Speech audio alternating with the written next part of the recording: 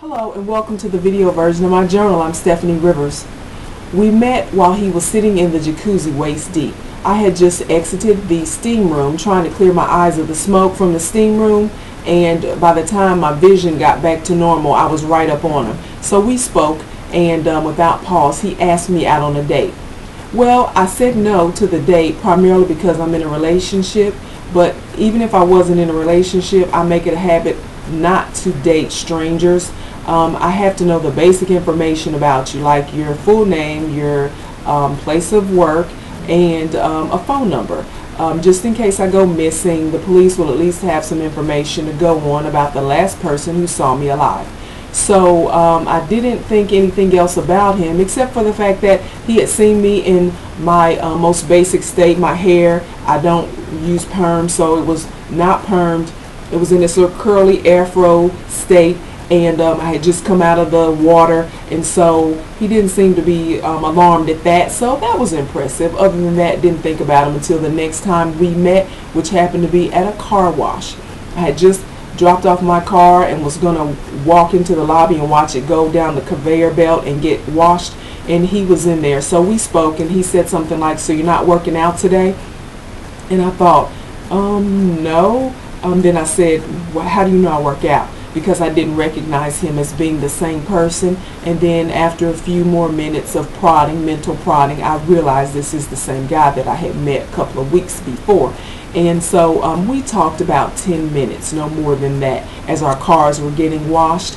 And we talked about him. He said he was a police officer. He said he used to play NCAA basketball at Iowa State, and that he was looking for his queen. And so most women were kind of apprehensive about dating him or talking to him because he's a police officer. And so I understand that. And so we exchanged phone numbers, and immediately he started texting me. So we texted back and forth, but I thought the texts would turn into a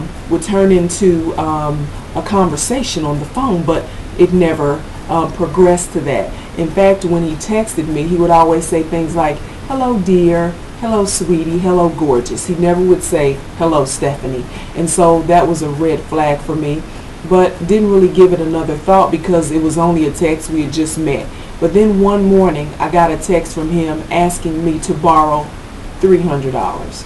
I couldn't believe it, because we had a non-existent relationship. How do you fix your fingers to text me and say, "Can I borrow $300? I just didn't understand it. But I called my mother and talked to her about it, and she said, "Well, Stephanie, maybe it's a joke." So if it was a joke, the joke was on him because he wasn't getting $300 from me.